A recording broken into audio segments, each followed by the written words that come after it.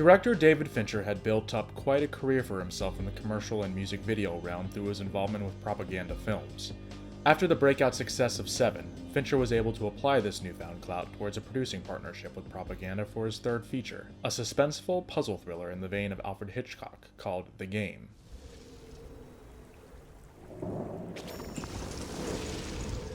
What is this for? Well, to give us an overall sense of your capabilities. No, what is this for? What are you selling? Oh, it's a game. A game? Specifically tailored for each participant. Think of it as a great vacation. Except you don't go to it. It comes to you. The game's origins are interesting in and of itself, with Fincher actually being attached to direct the script by John Brancato and Michael Ferris, with the initial intent of it being his return to features after the abysmal experience on Alien 3. The sudden availability of seven-star Brad Pitt forced the production of that film to go first, and delayed the game by several years. Ultimately, this proved to be a good thing, as Seven's runaway success set the game up for similar success, with a built-in audience already hungry for the visionary director's next work. Who is this? This is Cynthia from CRS. How'd you get this number? We finished processing your application. Look, I'm in a meeting right now. I'm afraid it was rejected. I beg your You pardon? shouldn't feel this reflects negatively on you. We hope we haven't caused you any inconvenience. Oh, this is ridiculous. Thank you for thinking of... Michael Douglas excels at playing cold, lizard-like Scrooge archetypes, and his performance here as wealthy investment banker Nicholas Van Orton feels like a subdued, less flamboyant version of Wall Street's Gordon Gekko. Fincher has often been compared to Stanley Kubrick as the master's heir apparent, an idea that's paralleled by the casting of Douglas, whose father Kirk headlined Kubrick's early work. What's wrong? Take the picture out of the frame and show it to me. All right. They're watching. What? Not here. They can see. Yeah. Smoke detector. As the cold, cynical waitress Christine, Deborah Kara Unger is a great foil to Douglas's character, as well as an inspired female part that resists becoming a conventional love interest trope. This is not an attempt to be gallant. If I don't lift you, how are you going to get up there? You pull me up. It's easier my way. Come on, step up. No, Oh, please. I'm not wearing any underwear. Okay, there, I said it. Her ability to mask her feelings and intentions is crucial to the success of the game, leaving Douglas and the audience constantly trying to figure out where her loyalties lie. This is for you. You should have. What do you get for the man who has everything? Sean Penn's role as Nicholas's younger brother Conrad is smaller than his usual performances, but no less memorable as a disheveled, mischievous agent of chaos. Why would I ever do what you're describing? Because you resent me. Stop being emotional. It kills you that I'm living my life. Lower your voice, Conrad. What, you're afraid somebody's gonna witness a scene? Get back in your fucking Will house! you stop it? The late character actor James Rebord may have never held the spotlight in his own right, but every one of his performances was never anything less than solid, as can be seen in his performance as the disorganized CRS executive Jim Feingold. Look, they own the whole building. They just move from floor to floor. You work for them, right? You can get me in. Rebord's talents get a chance to truly shine in the game, becoming the human face of the ominous CRS entity and, by extension, the film's de facto antagonist. Fincher also throws in some small cameos in the form of fellow propaganda director Spike Jonze as a medic towards the conclusion, and Seven's Mark Boone Jr. as a private investigator tailing Nick.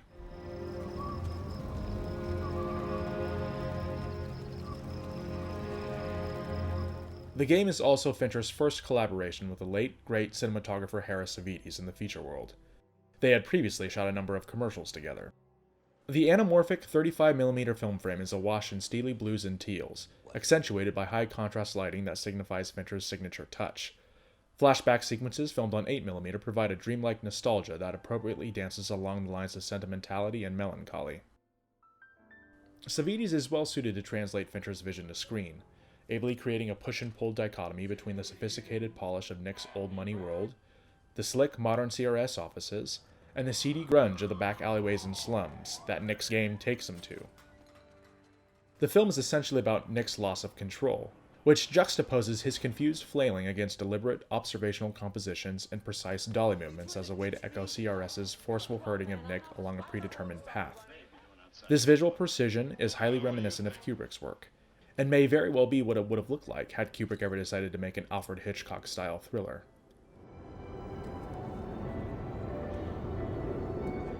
Yet another Kubrick reference can be seen in the video slideshow that Nick watches as part of his initial evaluation, which in and of itself highly resembles its infamous counterpart in A Clockwork Orange.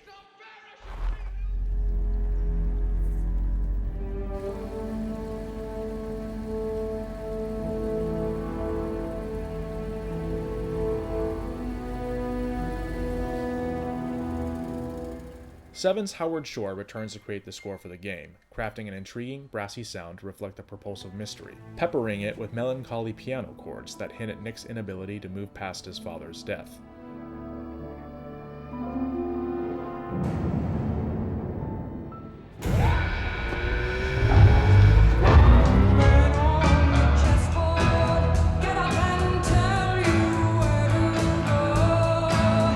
Fincher's stellar ear for needle drops also results in the incorporation of Jefferson Airplane's White Rabbit as a psychedelic taunting mechanism in the scene where Nick arrives at his mansion to find it has been vandalized with blacklight graffiti. All these elements are tied together by Ren Kleiss' sound design into an evocative sonic landscape that draws us further into the puzzle. Fincher's music video work often explored the boundaries of the film frame, transgressing arbitrary lines to see what was being hidden from view. Most of the time, this meant that the artifice of the production process was made known to the viewer. The game is an appropriate avenue to explore this idea in feature form because the story concerns itself with what happens when Nick is essentially placed inside of his own movie. Any close inspection of a given object or event reveals its inherent fakery while alluding to some aspect of the filmmaking process. Christine's apartment is revealed as a fake set via various set dressing techniques Nick stumbles upon. The hail of gunfire directed at Nick and Christine by masked gunmen is comprised of harmless blanks. Nick's iconic plunge from the top of a San Francisco skyscraper is cushioned by a giant stunt airbag. The game Nick has been thrust into is an elaborate, deliberate manipulation of actors and events designed to take him on a film-like character arc of transformation. To this effect, architecture, another of Fincher's thematic fascinations, plays a huge role in the proceedings. Fincher's locations and sets are always architecturally impressive, and the game doesn't disappoint. Whether it's the classical style seen in Nick's mansion and San Francisco's financial district, or the sleek modernity of CRS's futuristic offices. Fincher often frames his subjects from a low angle in order to show the ceilings. This accomplishes the dual effect of establishing the realism of the space, as well as conveying a subtle sense of claustrophobia, a sensation very important to the game's tension. Production designer Jeffrey Beecroft makes great use of lines as a way to direct your eye, especially in the CRS headquarters set. These lines subtly point Nick, and by extension us, in the right direction to go, despite the orchestrated chaos around him. Fincher is able to find several instances within the story to indulge in other fascinations. The game uses technology to striking ends in advancing the plot, like the television magically talking to Nick in his own home. Are you going to spend the rest of the evening prying at that clown's mouth? Or the hidden video camera lodged inside the clown mannequin's eye. A distinct punk aesthetic runs through Fincher's filmography, with the most obvious examples being found in Fight Club and The Girl with the Dragon Tattoo, but even in a Scrooge-turned-good tale such as The Game, Fincher is able to incorporate elements of punk culture in a natural way, like the aforementioned blacklight graffiti sequence. Finally, Fincher's approach to the story is informed by a nihilistic sensibility. Besides Nick just being an inherently cynical, selfish person, the haunting specter of suicide plays a prominent part in the story, as does the ultimate revelation that the film's events are actually orchestrated manipulations and inherently false. The game was a modest hit upon its release, bolstered by a compelling story, a superb technical presentation, and strong performances that show off how much Fincher had grown as a director since Seven only 2 years earlier.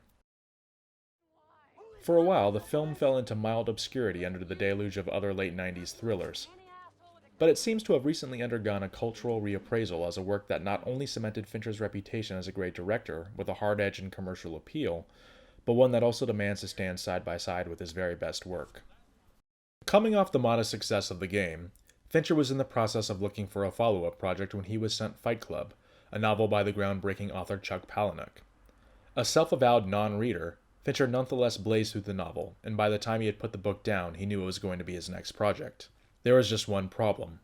The book had already been optioned and was in development at 20th Century Fox, whose incessant meddling and subterfuge during the production of Alien 3 made for a miserable shooting experience, ultimately ruined the film, and nearly caused Fincher to swear off feature filmmaking forever. This time, however, he would be ready. He was now a director in high demand, and he used this clout to successfully pitch his vision of Fight Club to Laura Ziskin and the other executives at Fox. The studio was eager to mend relations with the maverick director, so they allowed him a huge amount of leeway in realizing his vision. Armed with the luxury of not having to bend to the whims of nervous studio executives, Fincher was able to fashion a pitch-black comedy about masculinity in crisis and the battle between modern commercialism and our primal animalistic natures.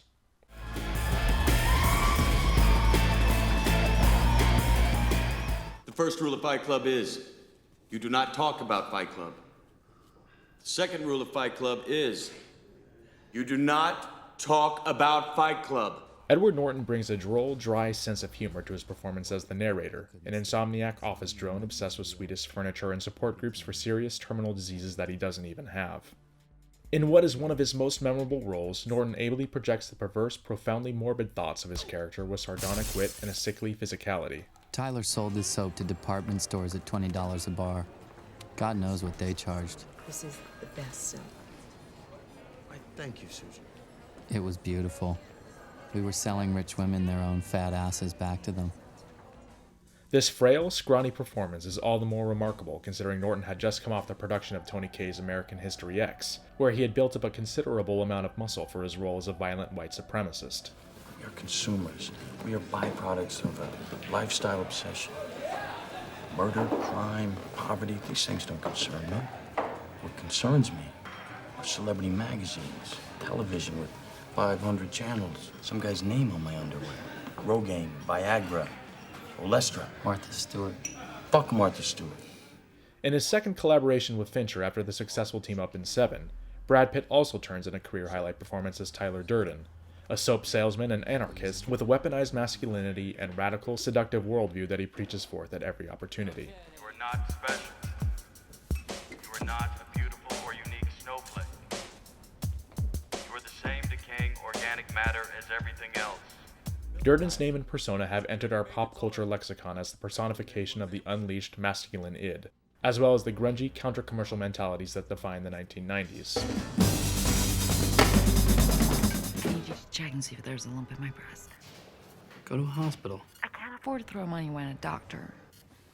Helena Bonham Carter counters the overbearing masculinity of Fincher's vision while oddly complimenting it as Marla Singer, the very definition of a hot mess. Marla is a cold, cynical woman dressed up in black, goth affectations. Her aggressive feminine presence is an appropriate counterbalance to Tyler Durden's roaring machismo, serving to highlight the film's homoerotic undertones. Meatloaf, a popular musician in his own right, plays Bob, a huge, blubbering mess with self-described bitch tits and a cuddly demeanor, while Jared Leto bleaches his hair to the point of anonymity in his role as a prominent acolyte of Durden's. To achieve Fight Club's oppressively grungy look, Fincher enlists the eye cinematographer Jeff Cronenweth, son of legendary DP Jordan Cronenweth, who had briefly shot Alien 3 for the director. The younger Cronenweth would go on to lend several of Fincher's later works, due to the strength of their first collaboration here. The film is shot on Super 35mm and is presented in the 240:1 aspect ratio, but it wasn't shot anamorphic. It was instead shot with spherical lenses in order to help convey the gritty tone Fincher intended. Indeed, Fight Club is easily Fincher's grungiest work to date. The image is coated in a thick layer of grime and sludge that's representative of the toxic philosophies espoused by its anti-hero subjects. The foundation of Fight Club's distinct look is built with Fincher's aesthetic signature: high contrast lighting, with lots of practical lights incorporated into the framing, and a cold, sickly green-teal color tint. Fincher and Cronenweth further expanded on this by employing a combination of contrast stretching, underexposing, and resilvering during the printing process in order to achieve a dirty, decaying look. The production of Fight Club also generated some of the earliest public reports of Fincher's proclivity for shooting obscene numbers of takes, a technique also employed by Fincher's cinematic forebear Stanley Kubrick. Both men employed the technique as a way to exert control over their actors' performances, and wear them down to a place of naturalistic non-acting. While this earns the ire of many a performer, it also earns as much respect for a director willing to sit through the tedium of dozens upon dozens of takes in order to really mold a performance in the editing room.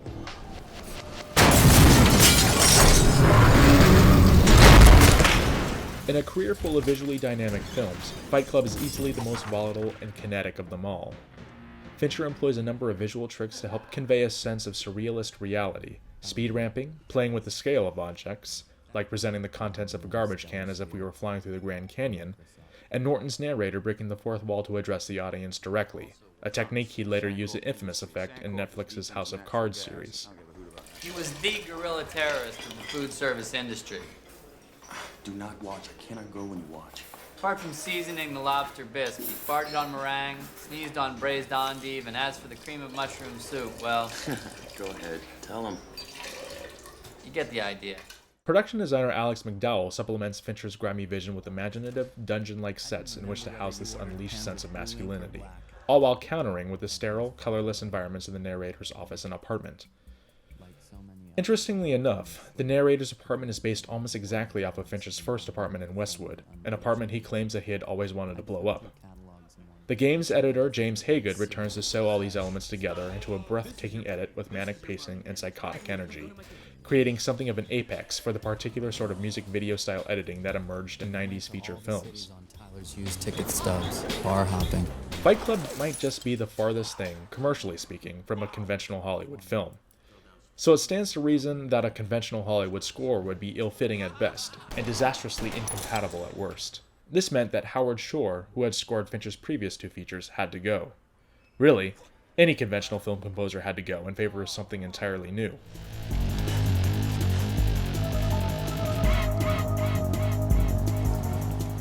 In his selection of electronic trip-hop duo the Dust Brothers, Fincher received a groundbreaking score, comprised almost entirely of drum loops and found sounds.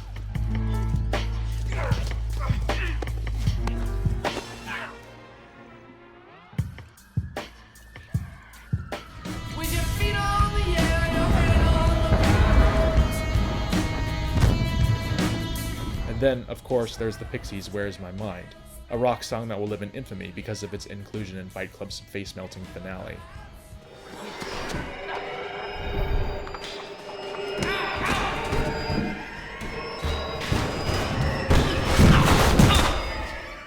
The music of Fight Club is further heightened by the contributions of Fincher's regular sound designer Ren Kleiss, who was awarded with an Oscar nomination for his work on the film.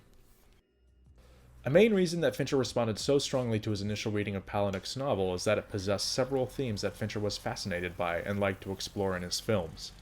On a philosophical level, the story contains strong ties to nihilism with Tyler Durden's enthusiastic rejection and destruction of institutions and value systems, and the subsequent dehumanization that stems from Fight Club's evolved mission objective, which extrapolates nihilistic virtues to their extreme. Space Monkey. The novel's overarching screed against commercialism also appealed to Fincher, who gleefully recognized the inherent irony in a director of commercials making a film about consumerism as the ultimate evil. Fincher plays up this irony throughout the film by including lots of blatant product placement. There's apparently a Starbucks cup present in every single scene. This countercultural cry against commercialism and corporate appeasement is inherently punk, which is yet another aesthetic that Fincher has made potent use of throughout his career. With Fight Club, Fincher also finds ample opportunity to indulge in his own personal fascinations. His background at ILM and subsequent familiarity with visual effects results in an approach that relies heavily on cutting-edge effects. This can be seen in the strangest sex sequence in cinematic history, which borrows the bullet time photography technique from The Matrix to turn Pitt and Carter into enormous copulating monuments that blend and morph into one single mass of biology. The idea of stitching numerous still photographs to convey movement, where the traditional use of a motion picture camera would have been impractical or impossible, also allows Fincher to rocket through time and space, such as in the scene where we scream from the top of a skyscraper down to find a van packed with explosives in the basement garage. Architecture also plays an important role, with Durden's decrepit yet organic house on Paper Street resembling the grand old Victorian houses in LA's Angelino Heights neighborhood, and juxtaposed against the faceless, monolithic city skyscrapers that are destroyed in the film's climax. Here, as in his earlier features, Fincher tends to frame his subjects from a low angle looking up. This is done as a way to establish the realism of his sets and locations, while imbuing the subjects themselves with an exaggerated sense of power and authority. Do not fuck with us.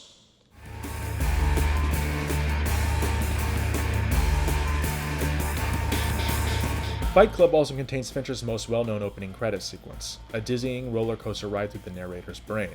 Beginning with the firing of impulses in the fear center, The camera pulls back at breakneck speed, with our scale changing organically until we emerge from a pore on Norton's sweat-slicked forehead and slide down the polished nickel of the gun barrel lodged in his mouth. It's an incredibly arresting way to start a film, and prepares us for the wild ride ahead. Finally, Fight Club allows Fincher to really play with the boundaries of his frame and reveal the inherent artifice of the film's making. This conceit is best illustrated in two scenes. The first is the cigarette burns projection room scene, where the narrator reveals Tyler's fondness for splicing single frames of hardcore pornography into children's films, by explaining the projection process to the audience in layman's terms. He flips the projectors, movie keeps right on going, and nobody in the audience has any idea. This scene is present in the novel, but Fincher's approach of it is further informed by his own experience working as a movie projectionist at the age of 16, where he had a coworker who collected random snippets of a given film's most lurid moments into a secret envelope. You are not your job. You're not how much money you have in the bank. The second scene in question is Tyler's infamous "You are not your fucking khakis" monologue to the camera, whereby his intensity causes the film he is recorded onto to literally wobble and expose the film's sprocket holes. The effect is that of the film literally disintegrating before our eyes. The story has gone off the rails, and now we're helpless to do anything but just go along for the ride. Fincher's terrible experience with the studio on Alien 3 directly contributed to Fight Club being as groundbreaking and shocking as it was. My God, I haven't been fucked like that since grade school. When studio executives, most notably Laura Ziskin, inevitably bristled at the sight of Fincher's bold, uncompromising vision in all its glory, their attempts to tone it down were blown up in their faces by a director who had already been burned by their tactics once before, and was one step ahead of their game. Once Fincher knew how to play his meddlesome executives to his benefit, he became truly unstoppable. Fight Club made its world premiere at the Venice Film Festival, and its worldwide theatrical run was met with polarized reviews and box office disappointment. Quite simply, audiences were not ready for Fincher's abrasive vision. However, it was one of the first films to benefit from the DVD home video format, where it spread like wildfire amongst eager young cinephiles until it became a bona fide cult hit. It probably couldn't have been any other way. Fight Club was made to watch and re-watch over and over again, to pore over all the little details and Easter eggs that Fincher and company peppered throughout to clue us into the true nature of Tyler Durden's existence. Fight Club's release also had real-world implications in the formation of actual underground fight clubs all across the country. In mining the dramatic potential of a fictional masculinity crisis, Fight Club tapped into a very real one that was fueled by a noxious brew of feminism, political correctness, the new millennium, metrosexuality, and frat boy culture, a subgroup that glorified the carnage and violence while ironically failing to recognize the film's very palpable homoerotic undertones.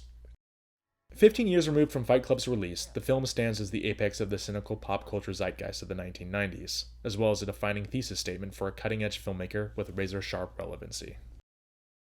The expansive, sprawling nature of Fight Club's story meant that Fincher spent a great deal of the film's production in a van traveling to and from the film's 400 locations. Naturally, he wished to downscale his efforts with his next project and find a story that took place in a single location. He found it in a screenplay by David Koepp called Panic Room, inspired by true stories of small, impenetrable fortresses that New York City's wealthy elite were building for themselves inside their homes. Because the story lent itself so well to an overtly Hitchcockian style of execution and form, Fincher approached his fifth feature as an exercise in pure genre, refusing to elevate the material with the infusion of potent allegory and subtextual thematics like he had done with Fight Club or even Seven.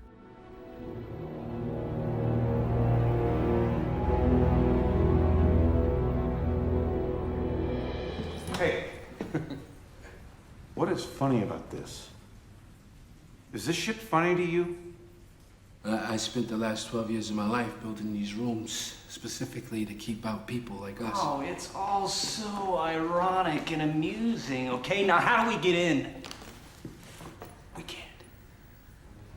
Can't get in the panic room. That's the whole point. We have to get her to come out.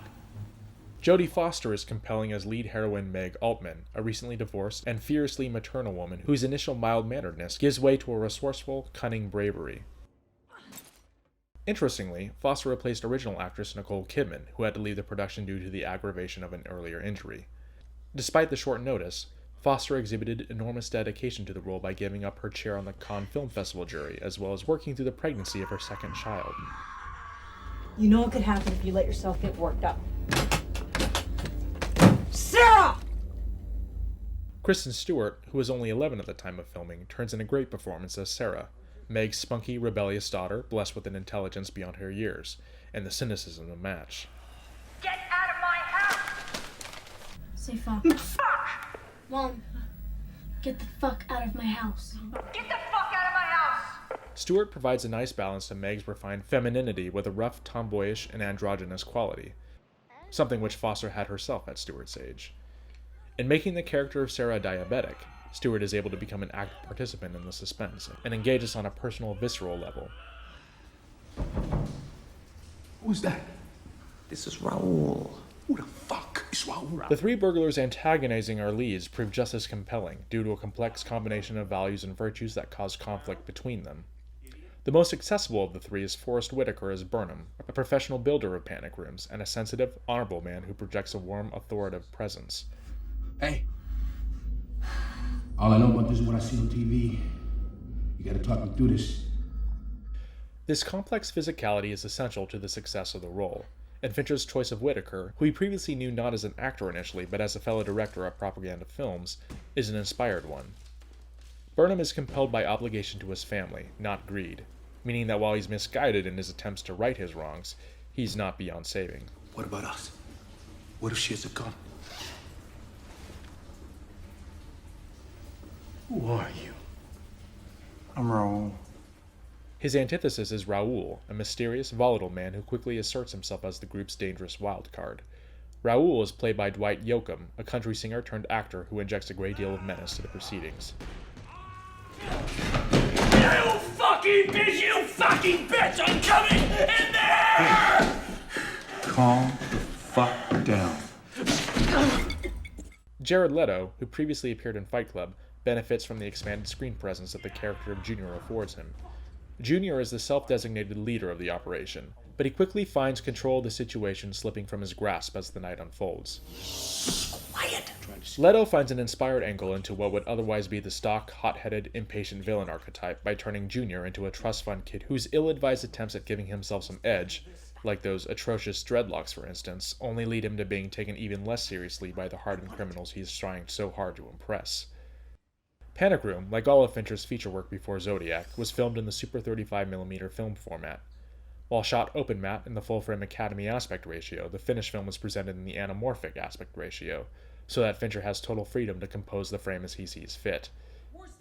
He does it this way, as opposed to natively shooting anamorphic, because he apparently hates the limited lens choices and shallow depth of field that plague the process.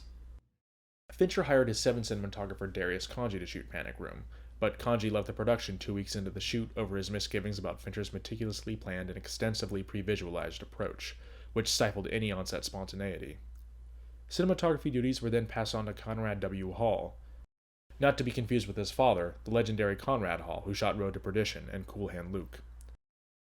Hall Jr. proves adept at replicating Fincher's signature aesthetic via a high-contrast lighting scheme and a cold color palette whereby traditionally warm incandescent bulbs glow a pale yellow, and the harsh fluorescence of the Panic Room take on a blue-teal cast. Fincher's mise-en-scène is dotted with practical lights, creating an underexposed, moody image that is bolstered by a no-light approach, meaning that Fincher and Hall sought as much darkness as they could get away with, primarily using the extremely soft light afforded by KinoFlow rigs. A highlight of Panic Room's look is a constant, fluid, and precise camera that glides and floats through the house, as if unfettered by the limitations of human operation. This technique is achieved through the combination of a technocrane and CGI that stitches multiple shots into one seamless move. The best example of this is the virtuoso long take that occurs as the burglars break into the house. We first see them arrive, and swoop through the house as they try various entry points, all the while taking the time to show us Meg and Sarah asleep and unaware of the impending danger. This shot would have been impossible to achieve before the rise of digital effects, a revolution that Fincher helped usher in due to his familiarity with the process from his days at ILM. Because of his natural grasp on digital filmmaking tech, he is able to turn this incredibly complicated shot into a thesis money shot, condenses his entire visual approach for the film into a single moment, while effortlessly establishing the geography of the house and orienting us for what's to come. In developing Panic Room, he realized he wanted to create the entire house as a singular, contained studio set, so that he could exert complete control, a la Alfred Hitchcock's Rear Window. Toward that end, he hired Seven's production designer, Arthur Max, to construct a fully featured house as one continuous structure inside a large soundstage, with walls and floors that could be flown out to accommodate a camera gliding through the set. Max's work here is nothing less than masterful, as nary a seam of the complicated construction exposes itself throughout the entire film. The same could be said of the fluid edit by editor James Haygood, working in collaboration with Angus Wall. Panic Room is Wall's first feature editing job for Fincher, and his success here has led to continued employment in Fincher's later features.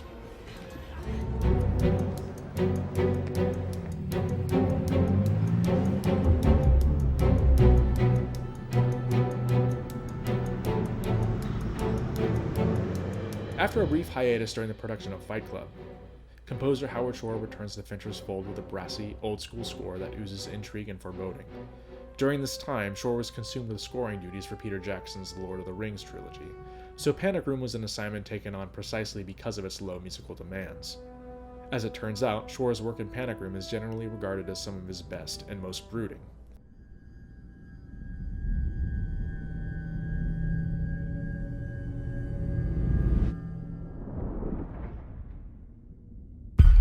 The score is complemented by a superb sound mix by Fincher's regular sound designer Ren Kleiss. When done right, genre is a potent conduit for complex ideas and allegory, with real-world implications. Panic Room is essentially about two women fending off three male home invaders, but it is also about much more. The surveillance state, income inequality, the switching of the parent-child dynamic, the list goes on. A visionary director like Fincher is able to take a seemingly generic home invasion thriller and turn it into an evocative exploration of resonant themes and ideas. For instance, Panic Room affords Fincher the opportunity to indulge in his love for architecture, letting him essentially design and build an entire house from scratch. The type of architecture that the house employs is also telling, adopting the handsome wood and crown molding of traditional brownstone houses found on the East Coast. Architecture also serves an important narrative purpose, with the story incorporating building guts like air vents and telephone lines as a dramatic hinging points that obstruct our hero's progress and build suspense.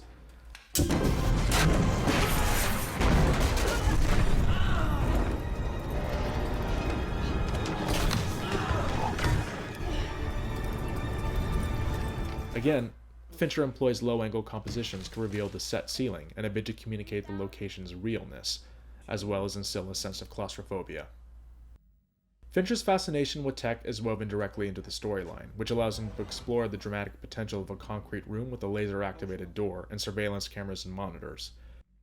The twist, however, is that despite all this cutting-edge technology, well, cutting-edge in 2002, both the protagonist and the antagonist have to resort to lo-fi means to advance their cause. Another aesthetic idea that Fincher had been playing with during this period is the idea of micro-sized objects sized up to a macro scale. Fincher echoes this conceit in Panic Room when he's zooming in on crumbling concrete until it's as big as a mountain, or diving through a gas hose as the burglars pump propane gas into the Panic Room, or even jumping inside the glass enclosure of a flashlight to see a close-up of the bulb sparking on and off.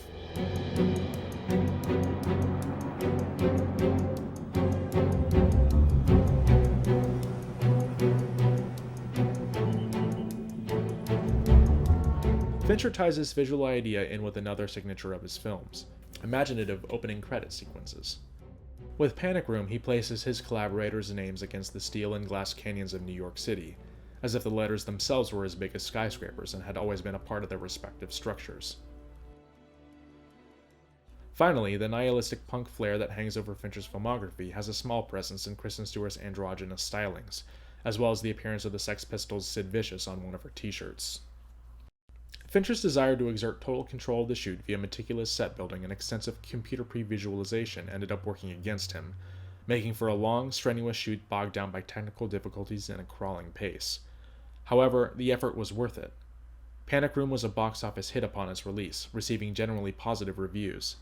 As a lean, mean thriller, Panic Room is incredibly exhilarating and well made. More importantly, Panic Room would be the last feature that Fincher ever shot on celluloid film. The new millennium would bring the swift rise of digital filmmaking, a technology that Fincher, as a noted perfectionist and control freak, would swiftly embrace. Panic Room closes the book on the first phase of Fincher's feature career, a phase marked by gritty, subversive fare shot on film, and heralded the arrival of a new chapter that would solidify Fincher's legacy as one of our best living filmmakers. How about this? West 83rd, 2-bedroom, doorman building. Park block, partial views, bright and cherry flat, high ceilings, and wood floors. Yeah, that one. I like the sound of that one.